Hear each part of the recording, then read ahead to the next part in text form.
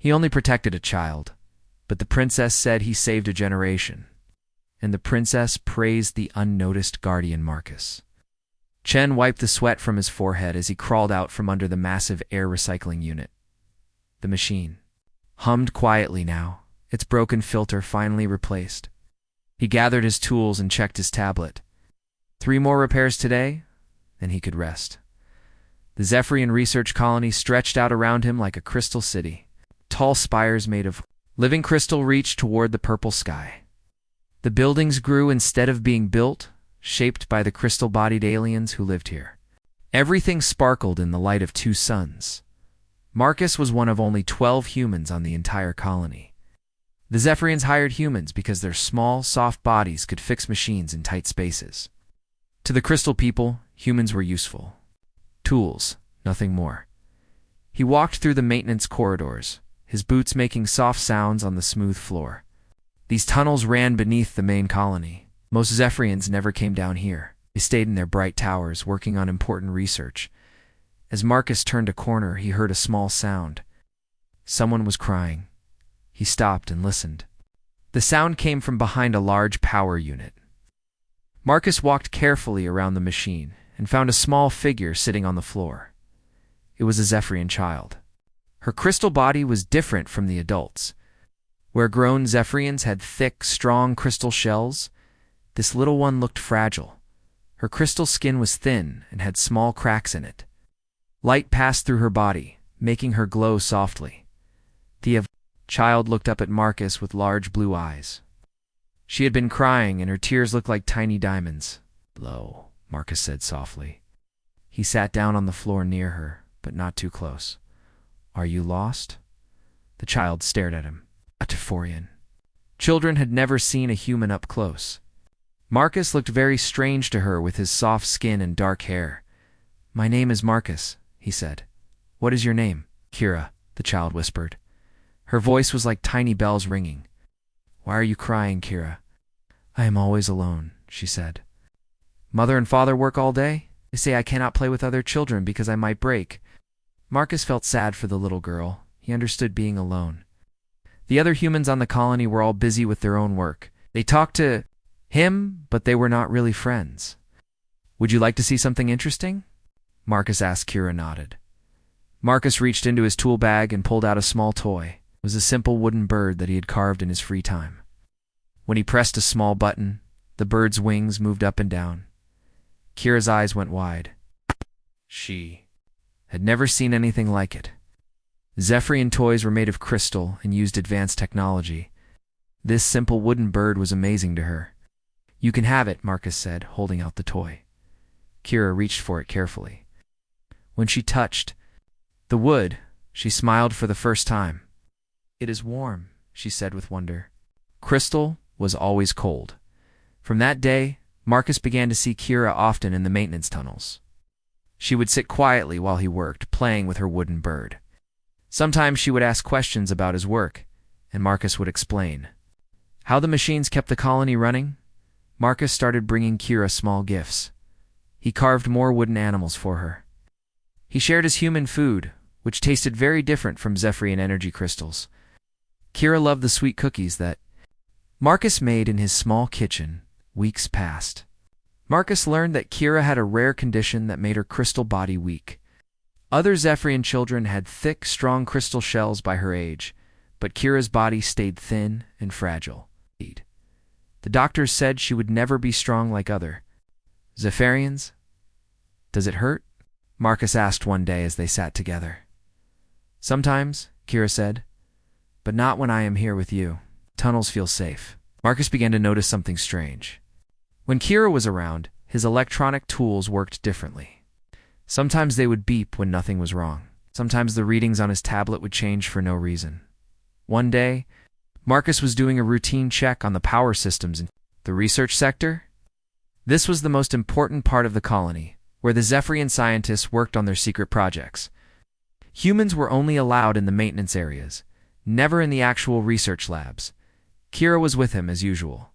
She sat on a small box, playing with a new wooden toy Marcus had made for her, a tiny horse that could nod its head. Marcus connected his tablet to the main power grid to check the energy levels. What he saw made him frown.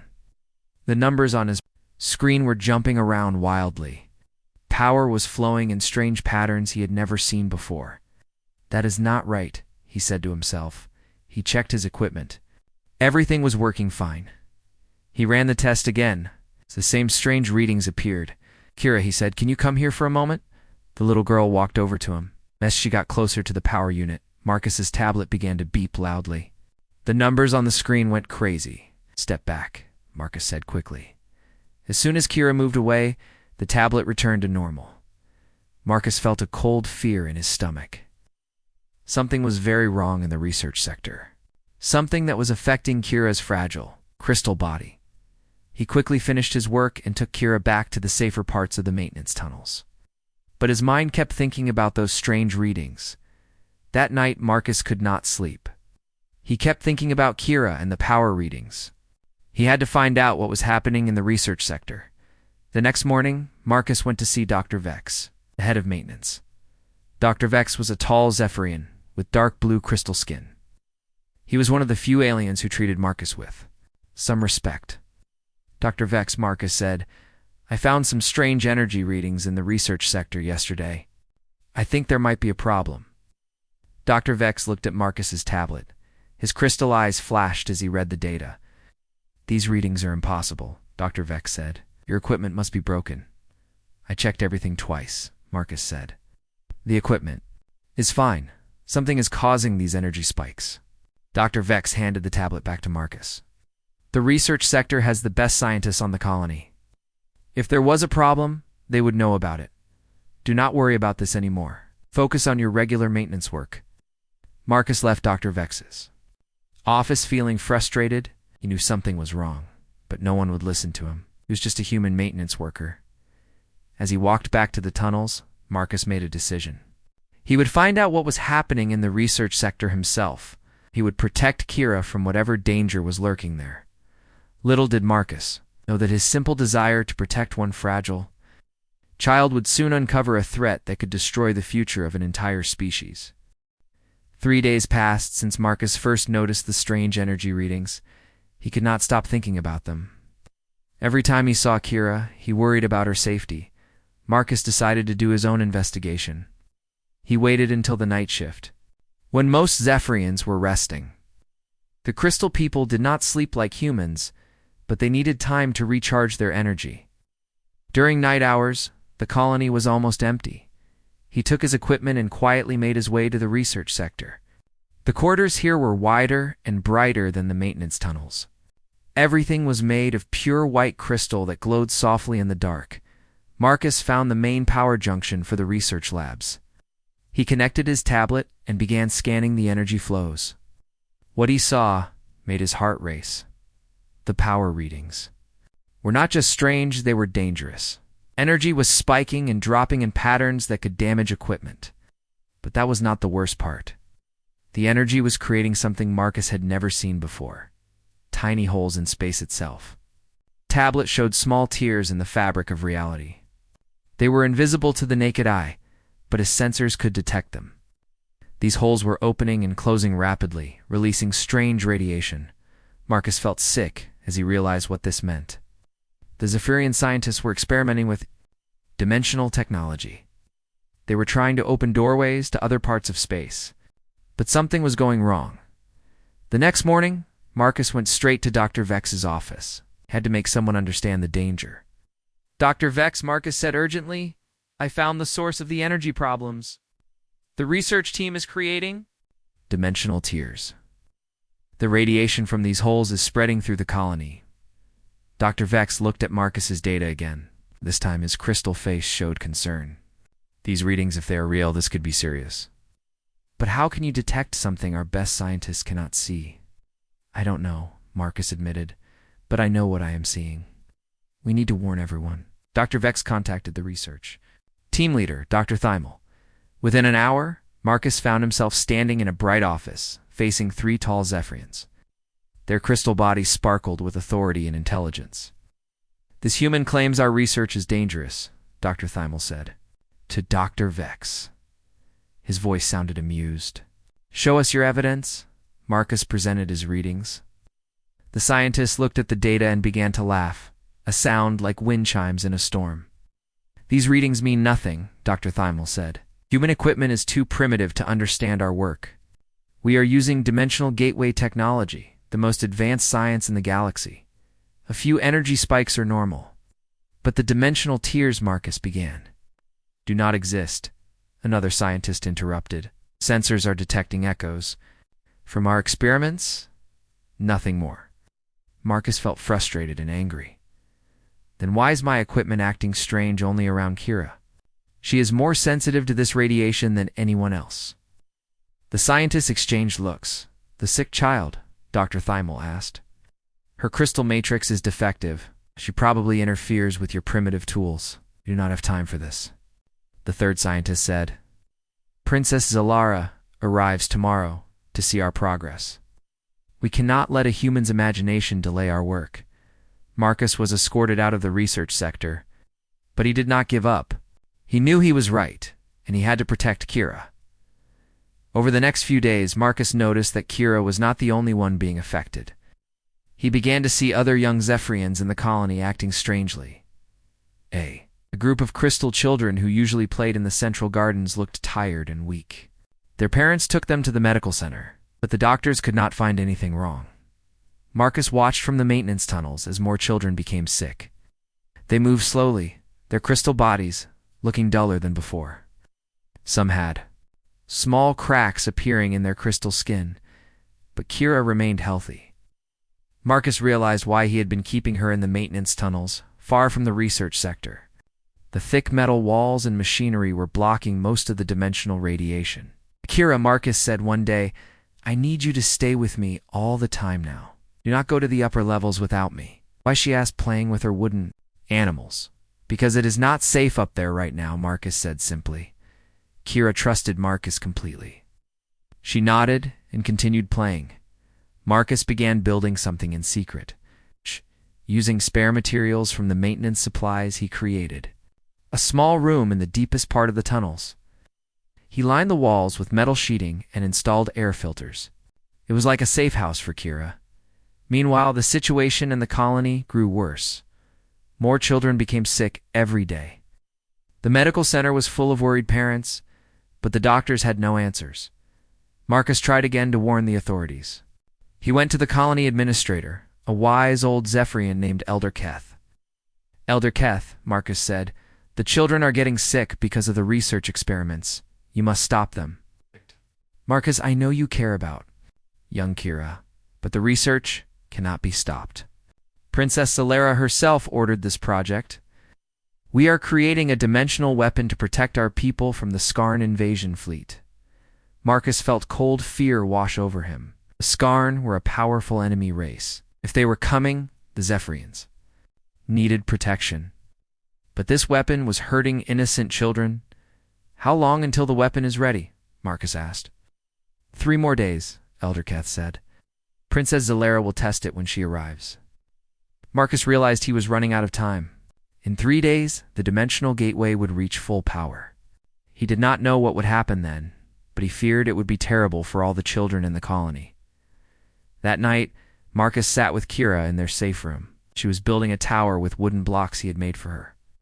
Marcus, she said, quietly, I can feel something bad coming. Makes my crystal hurt. Marcus hugged the small girl gently. I will not let anything hurt you, Kira, I promise.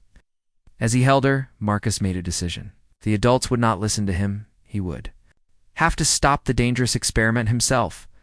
He did not know how, but he would find a way. The next morning brought terrible news. 3 young Zephyrians had fallen into deep sleep and would not wake up. Their crystal bodies were growing dull and cracked. The doctors said they had never seen anything like it before. Marcus knew the truth. The dimensional radiation was slowly destroying the children's developing crystal matrices. Soon, all the young ones in the colony would be affected. He had to act fast. Princess Zalara would arrive tomorrow, and with her would come the final test of the dimensional weapon. Marcus feared that test would be the end of every child in the colony. but he was just one human against an entire civilization's most important project. How could he pee? Princess Solara arrived at dawn. Her crystal body was pure silver, and she moved like flowing water. Marcus watched from the maintenance tunnels as her royal ship landed in the colony's center. Hundreds of Zephyrians gathered to welcome her. Marcus felt his heart pound.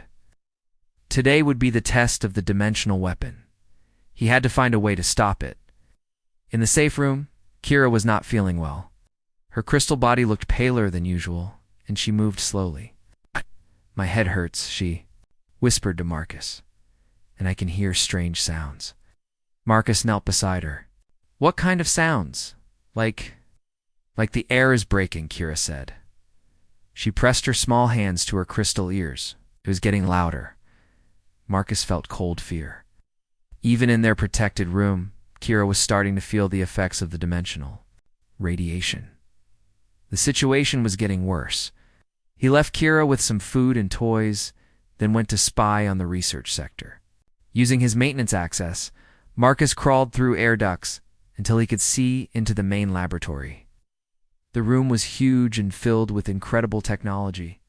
In the center stood a massive ring made of pure energy. This was the dimensional gateway. It hummed with power and created a hole in space that looked like a swirling black storm. Princess Solara stood with the scientists, watching the gateway with satisfaction.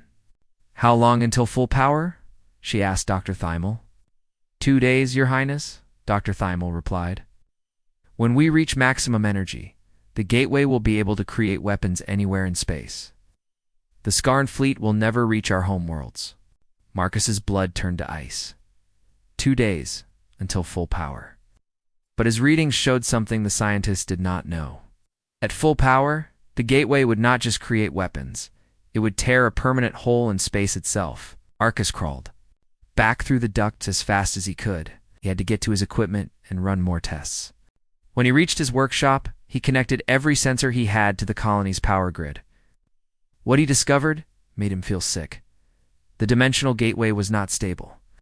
Each time it opened a tier in space, the tier grew a little bigger. Scientists thought they were controlling it, but they were wrong. In exactly 72 hours, when the gateway reached full power, it would create one massive tier that could not be closed. But that was not the worst part. Marcus's readings showed that the massive tier would send out a shock wave of dimensional energy.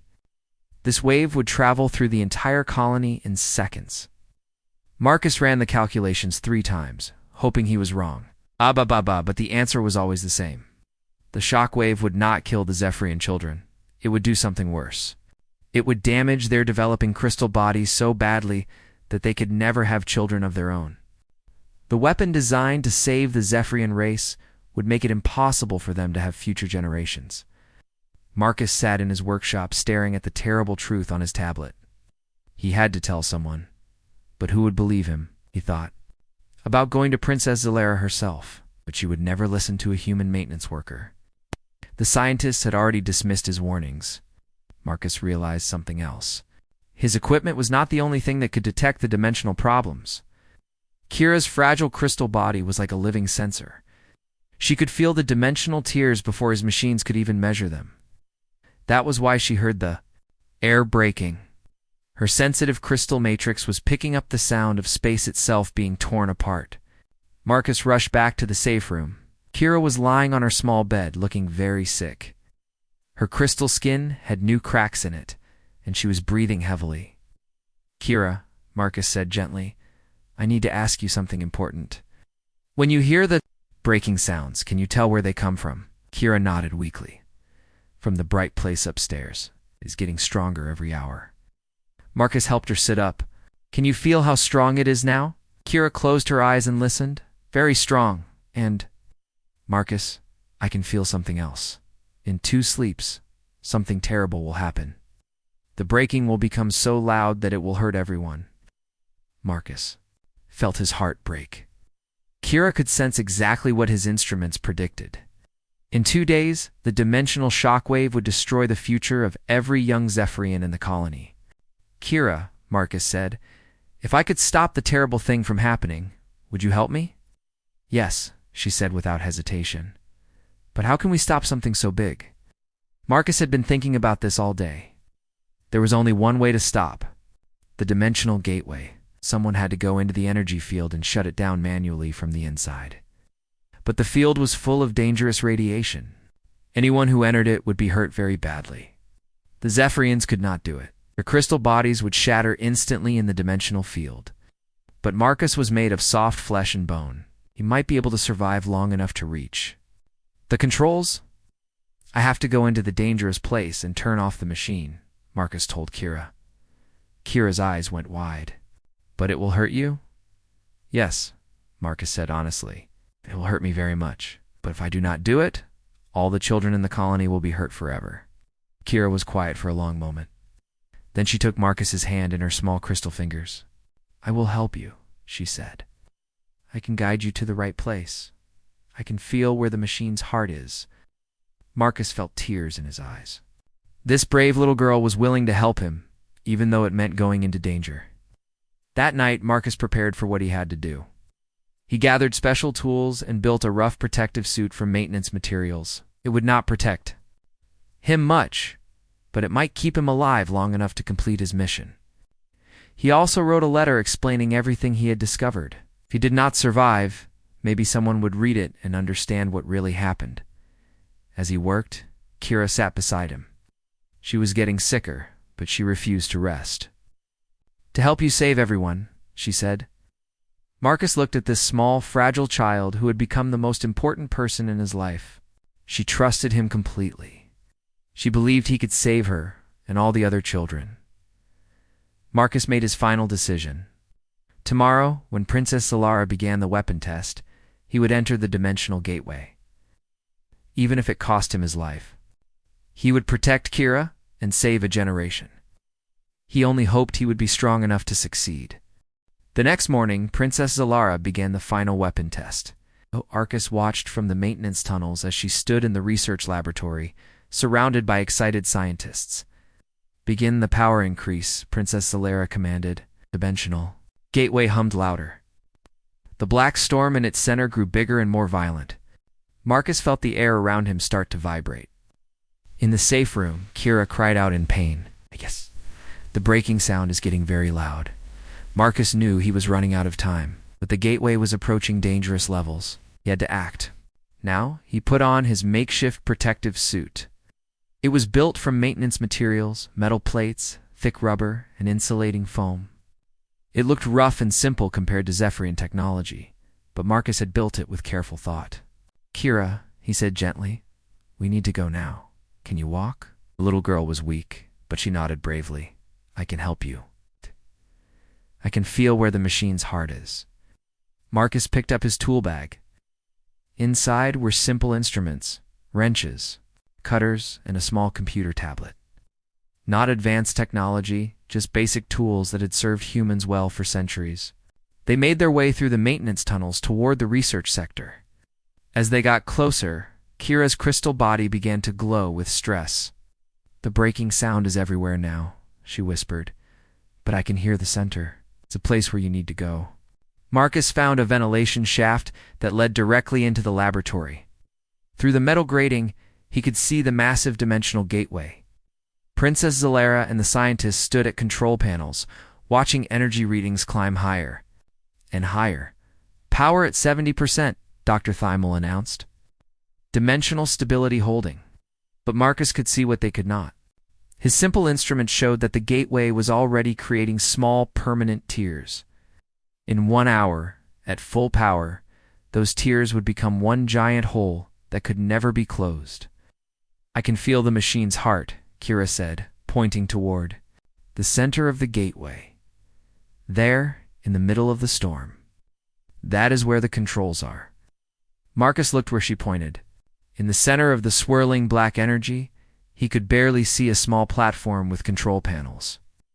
To reach it, he would have to walk through the dimensional field itself. Stay here, Marcus told Kira. Hide in this shaft until I come back. Be careful, Kira said, touching his hand with her crystal fingers. Marcus removed the ventilation grating and dropped into the laboratory. Alarms began to sound immediately. Intruder in the lab, a scientist shouted. "Stop him," Princess Zalara commanded. But Marcus was already running toward the gateway. Zephyrian guards moved to block him, but he was small and fast. He ducked under their crystal arms and rolled past their feet. "Is heading for the gateway?" Dr. Thymol yelled. "Stop the human." Marcus reached the edge of the dimensional field. The energy crackled around him like lightning. He could feel it pulling at his body, trying to tear him apart. He took a deep breath and stepped into the storm. Pain hit him like a hammer. Dimensional energy attacked every cell in his body. His protective suit began to smoke and crack, but Marcus kept walking. This was where human stubbornness made the difference. A Zephyrian's crystal body would have shattered instantly in this field, but Marcus's soft, flexible body could bend without breaking. His organic nervous system could adapt to the strange energy in ways that crystal could not, step by step. Marcus fought his way toward the center. Behind him, he could hear Princess Zalara shouting orders, but no one could follow him into the deadly field. Power at 85%. Dr. Thymol's voice sounded far away. Marcus's vision began to blur. His protective suit was falling apart, but he could see the control platform ahead. Just a few more steps. He thought about Kira hiding in the ventilation shaft. He thought about all the other children who would lose their future if he'd failed. That gave him strength to keep moving. Finally, Marcus reached the control platform. The panels were covered with complex Zephyrian symbols, but Marcus did not need to read them. He had studied the power systems for weeks. He knew which connections to break. Using his simple tools, Marcus began to disconnect the gateway's power feeds. The work was like repairing a broken pipe or fixing a damaged circuit, basic maintenance tasks that humans had done for centuries. "What is he doing?" Princess Zalara's voice echoed through the field. "He is disrupting the power flow." Dr. Thymol answered in panic. Marcus ignored their shouts. He worked steadily, using wire cutters to disconnect cables and wrenches to loosen power couplings. His hands were steady, even though his body was breaking down from the dimensional radiation. As the gateway began to shake, the black storm in its center started to shrink. "Power dropping," a scientist called out. "Dimensional. Field becoming unstable." Marcus knew he was running out of time.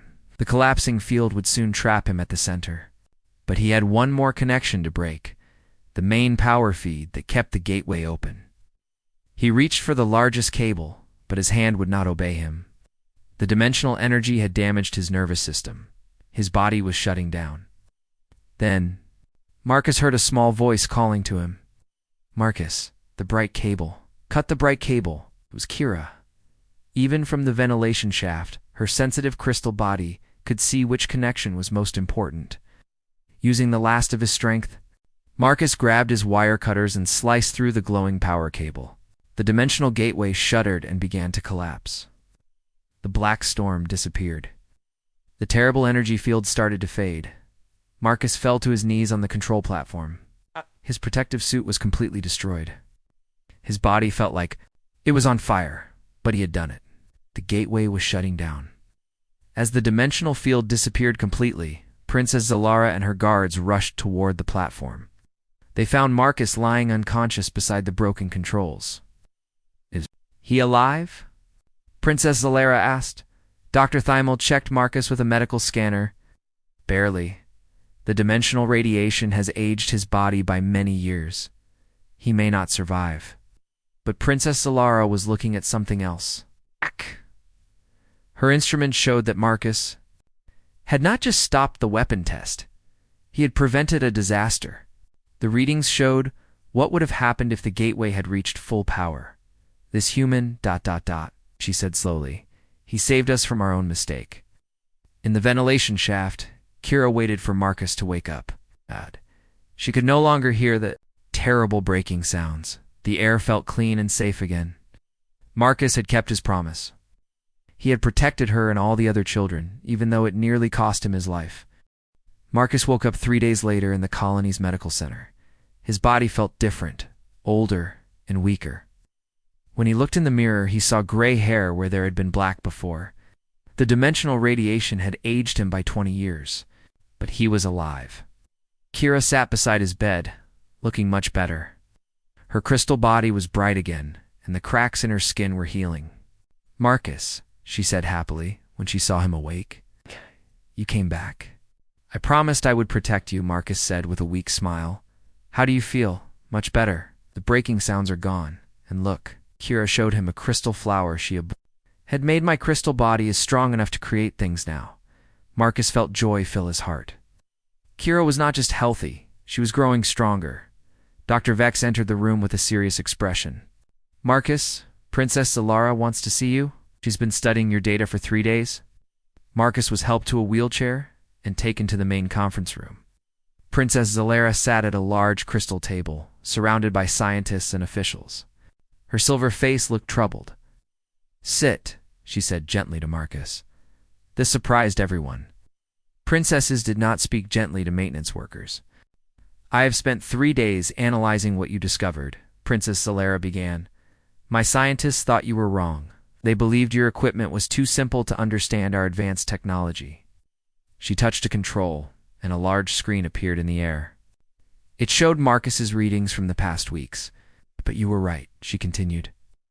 "Your simple instruments detected something our complex machines missed. The dimensional gateway was not stable. At full power, it would have torn a permanent hole in space." The screen showed computer simulations of what would have happened. Marcus watched as the images showed the dimensional shock waves spreading through the colony. "But that was not the worst discovery," Princess Zalara said quietly. "Show them the biological analysis." Dr. Thymel stepped forward, looking ashamed. The dimensional shockwave would have damaged the crystal matrices of every young Zephyrian. In the colony, they would have been unable to reproduce. No children would ever be born here again. Shocked silence filled the room. The weapon meant to protect their people would have destroyed their future. Princess Zalara stood and walked to Marcus. "You saw what we could not see. You warned us when we would not listen, when we ignored you." She paused, her crystal voice filled with emotion. "You risked your life to save our children." Knelt down so she was at eye level with Marcus in his wheelchair. "I was told you did this to protect one sick child." "Is this true?" "Yes," Marcus said simply. "Kira needed protection." "One child," Princess Zalara repeated. "I nearly died to protect one fragile little girl. But in doing so, you saved every young Zephyrian in this colony. You protected not just one child, but an entire generation yet to be born." She stood and addressed the room in a formal voice. "Let it be recorded that Marcus Chen, human maintenance engineer, showed wisdom when our greatest scientists were blind. He showed courage when our bravest warriors stayed safe. He saw the future when we saw only the present." Princess Zalara looked back at Marcus. "You only protected a child, but you saved a generation. For this, you will be honored throughout Zephyrian space." The formal ceremony was held 1 week later. Marcus, still weak but recovering, stood in the colony's central plaza. Hundreds of Zephyrians gathered to watch. Many brought their children, who were all healthy and growing strong again. Princess Zalara placed a crystal medal around Marcus's neck.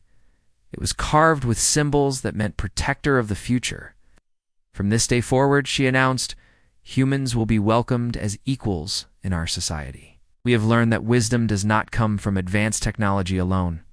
Sometimes, the most important truths are seen by those with the simplest tools and the purest hearts.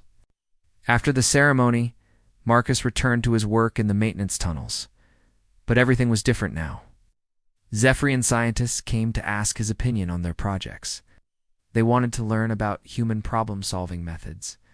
Elder Keth visited Marcus in his workshop. "The other colonies have heard about what happened here," he said. "They want humans to help with their safety systems. You have changed how our entire race thinks about your people." But the biggest change was in the research sector. Dr. Thymel had resigned in shame. The Dimensional Gateway project was permanently canceled. The new research focused on peaceful exploration instead of weapons. Kira became a bridge between the two species. As she grew older and stronger, she studied both Zephyrian crystal science and human engineering. She wanted to understand how Marcus had seen what others missed. "You showed me that being different can be a strength," she told Marcus one day. "My fragile crystal body made me sensitive to danger. Your human eyes saw problems that crystal eyes could not see. Marcus smiled as he watched Kira work on a project that combined human and Zephyrian technology.